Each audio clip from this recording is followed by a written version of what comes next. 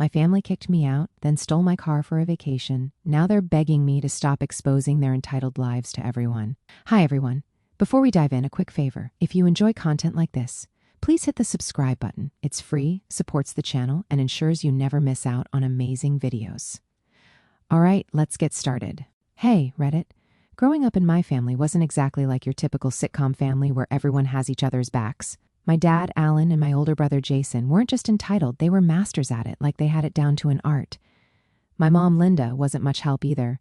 She just went along with whatever they did, no matter how messed up it was. Her favorite line was always, "That's just how they are," as if that was some magical excuse to let them do whatever they wanted. Alan's entitlement started way before I was born. He always acted like the world owed him something, and apparently, having kids was just a way to get more people to do stuff for him. He told me once about how his parents never said no to him growing up. If he wanted something, he got it, no questions asked. He liked to say, "That's how families should work," but what he really meant was, "Everyone should do what I want, or else." Jason was basically a carbon copy of Alan, just younger and more smug about it. If Alan said something, Jason was right there backing him up like a little mini sidekick. He didn't just inherit the entitlement, he leveled it up. He'd make fun of me for being too sensitive whenever I tried to stand up for myself. If Alan took my stuff, Jason would laugh and tell me to stop being dramatic. They were like a two-man wrecking crew for my sanity. I can't even count how many times they just took my stuff because they thought it was theirs by default. One time, I spent weeks saving up for a new laptop. I needed it for school, and I was so proud when I finally bought it. Literally 2 days after I got it, Jason grabbed it and started installing all these games. I told him to give it back, and he just said, "Relax, you're not even using it right now." Alan chimed in, "He's your brother, let him borrow it." Borrow? Yeah, right. I never saw it again without Jason's greasy fingerprints all over the screen. This was my life with them. Alan would take whatever he wanted, and Jason would back him up like it was his duty. Linda? She just stayed out of it, shrugging and muttering about how boys will be boys. No one ever had my back. I learned early on that if I wanted something, I had to keep it hidden or make it so they couldn't touch it. By the time I turned 18, I knew I had to get out of there. Living under their roof was suffocating. Every day was a reminder that nothing was mine. Not my stuff, not my time, not even my peace. I started saving every penny I could from my part-time job at a local hardware store. That's how I ended up with a 1998 Honda Accord. It wasn't much to look at. It had rust spots, a cracked taillight, and the engine sounded like it had a smoker's cough. But it was mine. I spent months fixing it up. Every paycheck went toward parts and repairs, new tires, a tune-up, replacing the battery. You name it, I did it. I wasn't just fixing a car, I was building my escape plan. Of course, Alan and Jason didn't see it that way. To them, the Accord wasn't my hard-earned ticket to freedom. It was just another thing they could use whenever they felt like it. I tried to set boundaries, but they didn't care. Jason took it the first time without even asking. I came home from work, and the car was gone. I freaked out and started calling everyone, only for Jason to stroll in hours later like nothing happened. He tossed me the keys and said, "Relax, I just took it for a spin." Alan backed him up, of course. "It's just a car," he said. "Don't make a big deal out of it." Things got worse from there. Every time I turned around, the car was gone again. They didn't even bother asking most of the time. I'd come home from a long shift and find out they'd been using it for who knows what. One day, they brought it back with a huge dent in the side. I lost it. "What the hell happened to my car?" I yelled. Jason just shrugged. "It's old. Who cares?" Alan, ever the diplomat, added, "You should be grateful we even brought it back."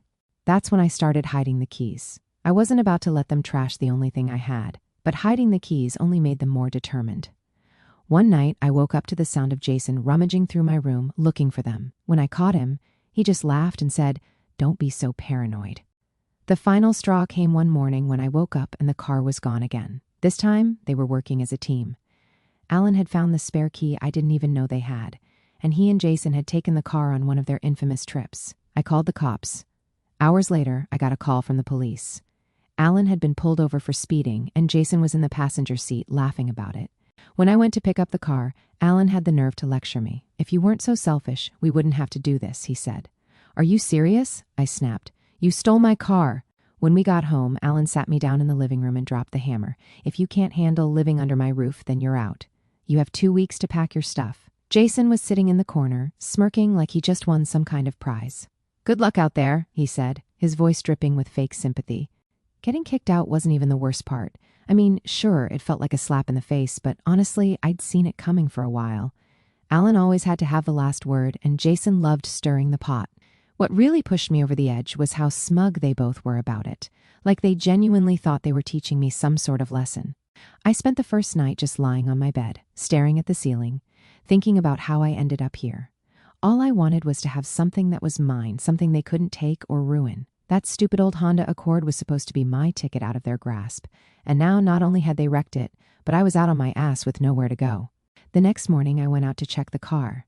It was sitting in the driveway like nothing had happened, but it felt different now. I walked around it, running my hand along the side. The dent Jason put in it was still there, glaring at me like a reminder of every boundary they'd bulldozed. The interior smelled like fast food and sweat.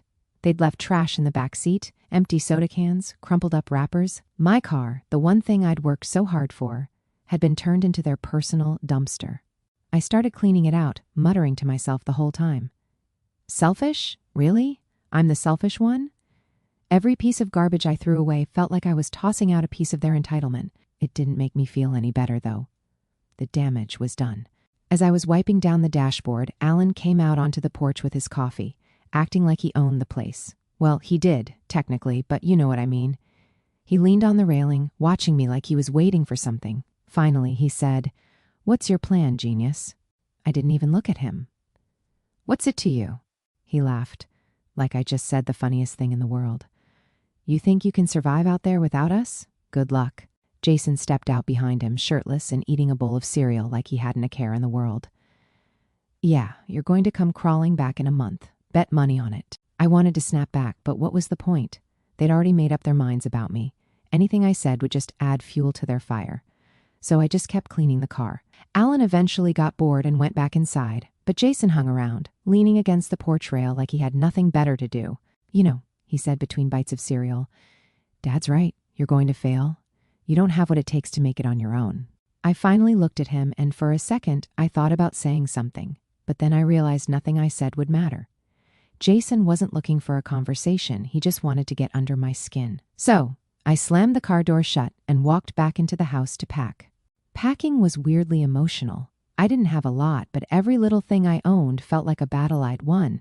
Clothes, books, my tools, all of it had a story. Most of those stories involved me working my ass off to buy or fix something, only for Alan or Jason to dismiss it as nothing special. I stuffed everything I could into a couple of duffel bags and a toolbox, but it still didn't feel like enough. What was I even going to do? I had no real plan. I couldn't afford an apartment, and I wasn't about to couch surf with relatives who just parroted Alan's crap back at me. But one thing was clear, I wasn't staying here another second longer than I had to. Loading up the car felt like the first real step toward freedom, even if I had no idea where I was going. I threw my bags in the back seat and checked the glove compartment for my savings.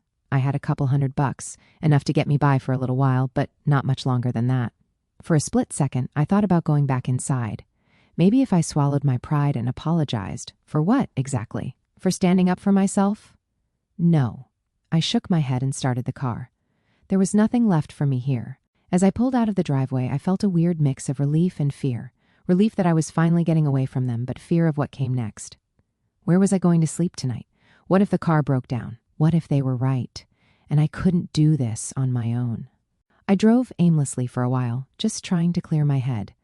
Eventually, I ended up in the parking lot of a grocery store.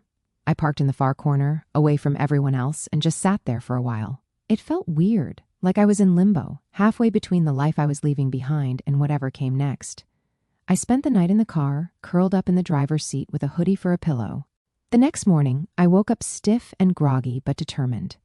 I wasn't going to let Alan and Jason be right about me. I didn't know how, but I was going to figure this out.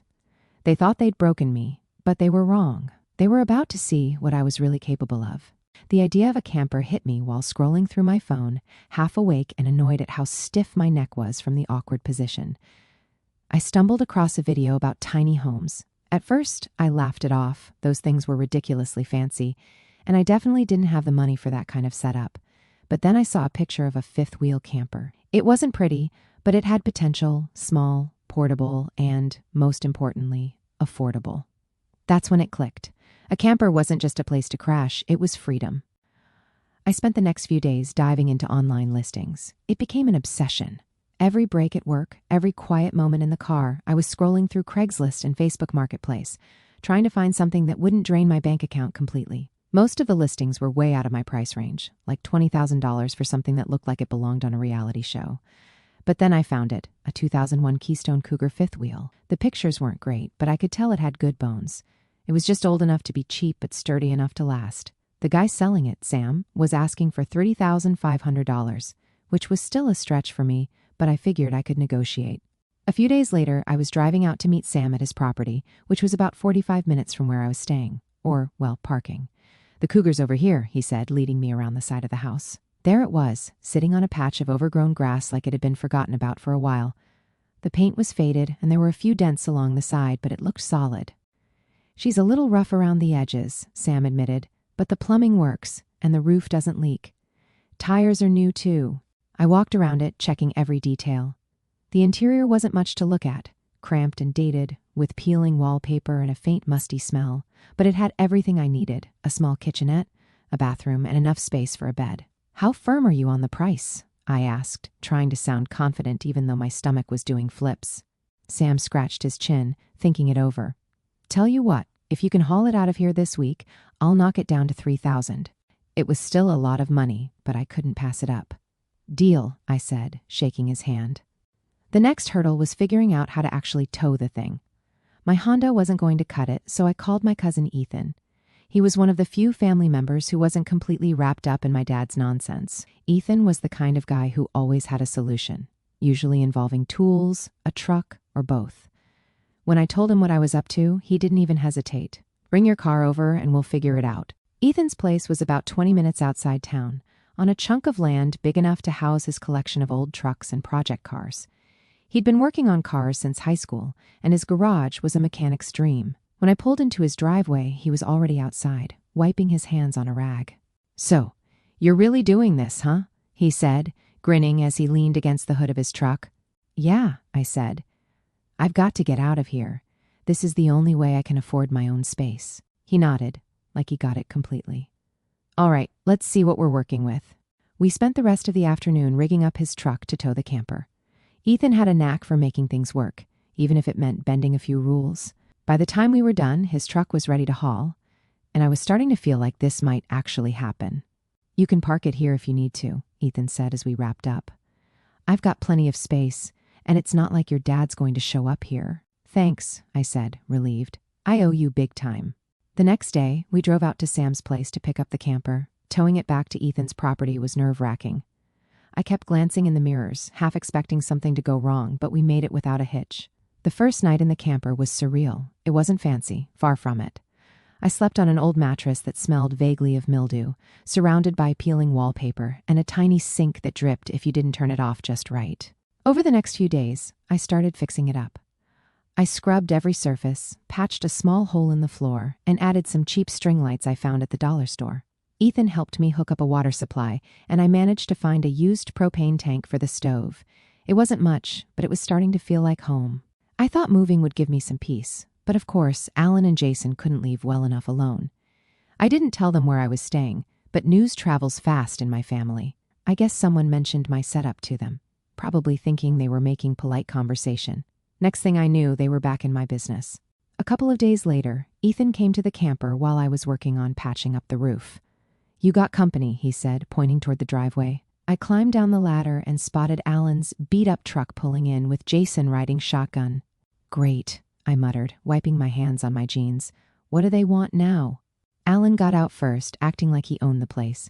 Jason followed, his usual smug expression plastered across his face. They didn't even say hi. Alan just walked right up to the camper, looking it over like he was appraising it. "Nice setup you've got here," he said, his tone dripping with fake politeness. "Looks like it could use a little TLC, though. You keeping up with the maintenance?" "What do you want, Dad?" I asked, crossing my arms.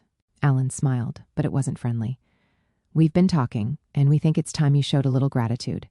Let us take the camper out for a weekend. It's not like you're doing anything important with it." Jason jumped in before I could answer. "Yeah, it's just sitting here. You can live without it for a couple of days."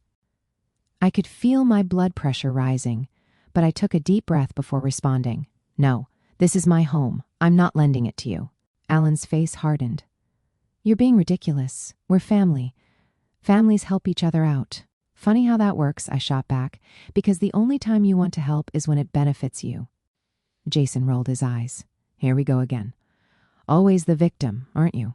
I ignored him and focused on Alan. You've taken enough from me. The answer's no. Ethan, who'd been watching from a distance, decided he'd heard enough.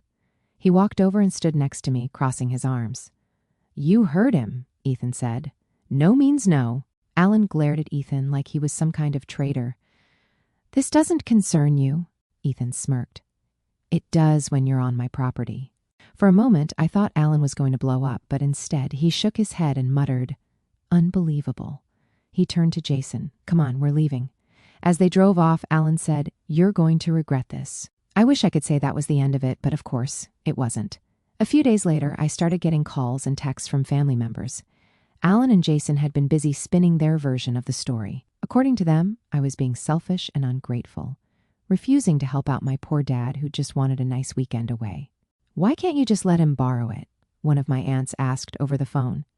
It's not like you're using it for anything important. It's my home, I replied, for what felt like the 100th time. Would you let someone take your house for the weekend? That's not the same, she argued. He's your father. Exactly. That was the problem. The calls didn't stop. Everyone had an opinion, and most of them weren't on my side. I started ignoring my phone altogether. Ethan tried to cheer me up by joking about how Alan and Jason were like bad movie villains, always plotting their next move. It was funny at first, but the constant pressure was wearing me down. The breaking point came when they showed up again. I was sitting outside enjoying a rare moment of peace when I heard the rumble of their truck coming up the driveway. I groaned. You've got to be kidding me. Alan didn't even bother with pleasantries. He got out of the truck and pointed at the camper. We're taking it, he said, like it was already decided. I stood up. The hell you are. Jason leaned against the truck, smirking as usual. We figured we'd give you a chance to do the right thing, but clearly you're too stubborn for that. Ethan came out of the garage, wiping his hands on a rag. You're not taking anything, he said, his voice calm but firm. Unless you want me to call the cops. That got Alan's attention. You wouldn't dare, he said, his tone low. Ethan didn't flinch. Try me. There was a tense moment where I thought things might actually get physical, but Alan backed down. He muttered something under his breath and got back in the truck. Jason gave me a sarcastic little wave as they drove off. This isn't over, he said. I thought things would settle down after Ethan stood his ground. I mean, how many times can you be told no before you finally get the message? But Alan and Jason weren't the type to let anything go, especially when they felt disrespected. For them, it wasn't just about the camper, it was about control. If they couldn't have it, they'd make sure I regretted keeping it from them. A few weeks passed without any drama. I started to let my guard down, thinking maybe they'd finally moved on. Ethan even joked about it one night while we were working on his truck. You think they're plotting their next move, or did I scare them off for good? He asked, grinning. Probably both, I said. Alan's not exactly the forgive and forget type. I should have known better than to assume the quiet meant anything good. Turns out, they were just waiting for the right moment. It was late, maybe 2 or 3 in the morning, when I woke up to the sound of something outside. At first, I thought it was the wind. Ethan's property was pretty open, and the camper would creak sometimes if the breeze picked up. But this wasn't the wind. It was the distinct sound of footsteps, slow and deliberate, followed by the metallic clink of something hitting the hitch. My stomach dropped. I got up quietly, my heart pounding in my chest, and peeked through the window. Sure enough, there they were. Alan and Jason, crouched by the hitch, trying to unhook the camper. Alan was fumbling with the locks while Jason held a flashlight, looking over his shoulder every few seconds like a kid stealing from the cookie jar. For a moment, I just stood there, frozen. I couldn't believe they'd actually sunk this low. But then the shock wore off, and the anger kicked in. This wasn't just some petty argument anymore. They were trying to steal my home. I grabbed my phone and threw on a hoodie. Bursting out of the camper, I shouted, "What the hell do you think you're doing?" They both jumped, Alan dropping the tools he'd been using. Jason, ever the quick one, tried to play it off. "Relax, man, we were just—" "Don't even start," I cut him off. "You're trying to steal my camper in the middle of the night. Are you insane?" Alan straightened up, brushing off his hands like he hadn't just been caught red-handed. "It's not stealing," he said, like that made any sense. "We're your family. We just wanted to borrow it for a couple of days." "You mean steal it?" I shot back. "Because that's what this is." Jason stepped forward, flashlight still in hand. "Don't be so dramatic. It's not like we were going to keep it." "Get off my property," I said, pointing toward their truck. Now, before I call the cops, Alan's face twisted into a sneer. You'd really call the cops on your own father over this? Jason rolled his eyes. Oh, here we go. Always the victim. You need to grow up. Grow up? I repeated, laughing bitterly. You're the one sneaking around in the middle of the night like a damn criminal. Before they could respond, Ethan's porch light flicked on and the door swung open. Ethan stepped out, holding a crowbar in one hand and a flashlight in the other. What's going on out here? He called, his voice calm but firm. Alan and Jason both froze. Alan, probably thinking he could smooth things over, raised his hands. We're just having a little family disagreement, he said. Ethan wasn't buying it. Looks to me like you're trespassing. You want to explain why you're messing with a camper at this hour? Jason tried to jump in, but Ethan cut him off. Save it. You've got about 30 seconds to get in your truck and leave, or I'm calling the cops myself. After they were gone, Ethan turned to me. You okay? Yeah, I said, though my heart was still racing. Thanks for coming out. He nodded. Figured they'd pull something like this eventually. You should probably think about adding some extra security, just in case. I was already planning on it, I said, running a hand through my hair. This just sealed the deal. The next day, I went into full lockdown mode. I bought motion sensor lights and heavy-duty locks for every part of the camper that could be accessed. I even found a GPS tracker online that I could attach to the undercarriage. If they ever managed to move the camper, I'd know exactly where it went. Ethan helped me install everything, and by the time we were done, the camper looked more like a fortress than a home. If they come back, they're going to need a damn tow truck, Ethan joked, though I could tell he was just as frustrated as I was. Alan and Jason didn't try anything for a while after that, but the damage was already done. Every little sound outside made me suspicious, and I started checking the locks obsessively. It wasn't just about the camper anymore. It was about feeling safe, and they'd taken that from me. The real showdown came at the family barbecue. Ethan had offered to host it that year, and I figured it was a good chance to reconnect with some of the less dramatic members of the family. I parked the camper off to the side of his property, far enough from the main area to give myself some space, but close enough to keep an eye on it. Things were going well at first. I caught up with a few cousins, played a game of cornhole, and even managed to laugh a little. For a moment, it felt like maybe we could all just have a normal day without any drama. And then Alan showed up. He didn't waste any time. The moment he saw the camper, his face twisted into a scowl, and he made a beeline for me. Jason was right behind him, smirking like he couldn't wait to watch the fireworks. You really brought it here, Alan said, loud enough for everyone to hear. You couldn't let your old man borrow it, but you'll drag it out here to show off? I sighed, already exhausted by the conversation. It's my home, Dad. I'm allowed to take it wherever I want. Unbelievable, he said, throwing his hands up. You don't care about family at all, do you? After everything we've done for you, Jason chimed in, because of course he did. Yeah, real classy, man. You're making this whole thing about you. By now, a small crowd had gathered, clearly enjoying the drama. Before I could respond, Chloe, one of my cousins, stepped in. Honestly, he's right, she said, crossing her arms. Maybe it's time you two stop treating him like garbage. This isn't about the camper, it's about control, and everyone here knows it. Alan turned bright red, and Jason looked like he'd been slapped. The rest of the family stayed quiet, which was probably the best thing they could have done. Alan muttered something about how no one respected him anymore and stormed off, Jason trailing behind him.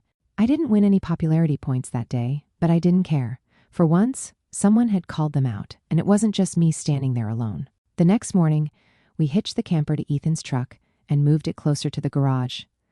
It wasn't as picturesque as the spot by the trees, but it was safer. Ethan also helped me install a new motion sensor light that covered the entire driveway. If Alan and Jason tried to come back, they'd be lit up like a Christmas tree. I also decided to take things a step further. Using the GPS tracker I'd installed earlier, I set up an alert system on my phone. If the camper moved more than a few feet without me knowing, I'd get an instant notification. It wasn't foolproof, but it was better than nothing. Alan and Jason didn't show up again after that, but I knew it was only a matter of time. They'd made it clear they weren't going to let this go, and I wasn't about to back down. This wasn't just about the camper anymore. It was about standing my ground. For once in my life, I wasn't going to let them take something from me. As I sat in the camper that night, surrounded by the soft glow of the string lights I'd put up, I felt a strange mix of exhaustion and determination. They could try all they wanted, but this was my home, and I wasn't going to let them take it without a fight. For a while, things stayed quiet. Alan and Jason must have realized that showing up uninvited wasn't going to work anymore. especially with Ethan ready to shut them down the second they tried something.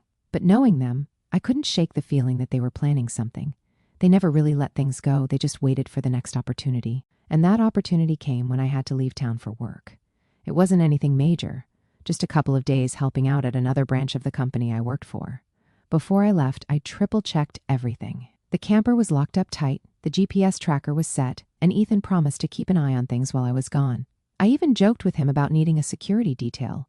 "Don't worry," he said, smirking. "If they try anything, I'll handle it." I didn't think they'd have the guts to try again, especially after the mess they'd been causing. The first night I was away, I got a notification on my phone from the GPS tracker. At first, I thought it was a glitch. Maybe a strong wind had jostled the camper, or a curious animal had triggered the motion sensors. But when I opened the app and saw the live location, my stomach dropped. The camper was moving. I stared at the screen, trying to process what I was seeing. It wasn't just moving a little, it was cruising down the highway, heading away from Ethan's property. I called Ethan immediately. "Hey, did you move the camper?" I asked, my voice shaking. "What?"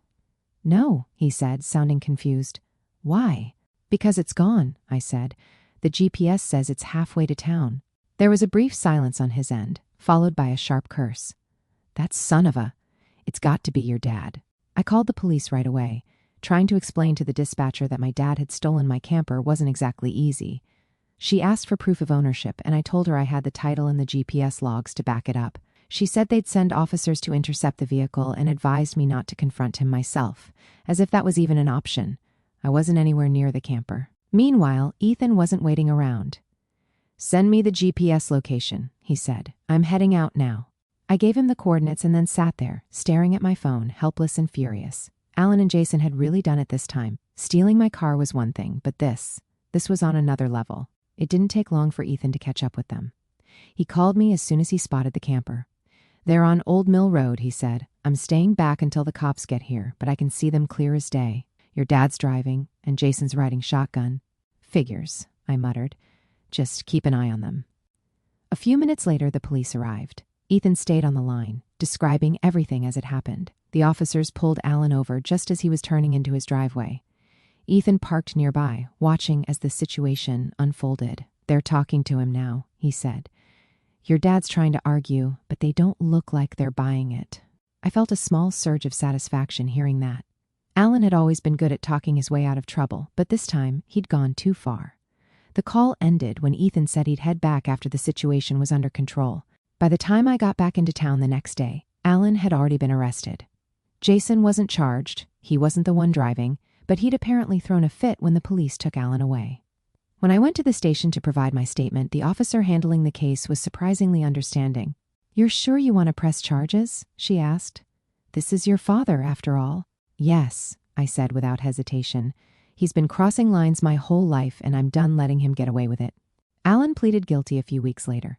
He avoided jail time, but he was slapped with a hefty fine and ordered to pay restitution for the trouble he caused. I heard through the family grapevine that he was furious about the whole thing, but I didn't care. I was done listening to his excuses. Jason, meanwhile, sulked in the background, acting like the victim in all this. He even tried to call me once, but I didn't bother picking up. Most of the family was divided. Some thought I'd gone too far, that I should have just let Alan borrow the camper and avoided all the drama. Others, like Chloe, said it was about time someone stood up to him. For the first time, I didn't really care what any of them thought. I was finally free from their nonsense, and that was all that mattered. With Alan and Jason out of the picture, I decided it was time to hit the road. I'd been saving up, and I finally had enough to make a fresh start. Ethan helped me make sure the camper was road ready, and we even installed a few extra security measures just in case. "You're really leaving, huh?" Ethan said as we hooked up the camper to my truck. "Yeah," I said. "It's time." He nodded. "Well, don't be a stranger. And if Alan or Jason tries anything, call me. I'll take care of it." I laughed. "Thanks, man, for everything." Driving away from Ethan's property felt surreal. For the first time in my life, I wasn't just running from something. I was running towards something. I didn't know exactly where I was going, but that didn't matter. What mattered was that it was my decision. I spent the first few nights parked at a campsite just outside town, getting used to life on the road. It wasn't glamorous, but it was peaceful. I'd sit outside the camper at night, looking up at the stars and feeling more at ease than I ever had before. One evening, as I was sitting by a small campfire, I thought about everything that had led me here. Alan, Jason, the family drama. It all felt so far away now. For the first time, I wasn't just surviving. I was living totally on my own, ties completely cut with my parents and brother. And that was my closure.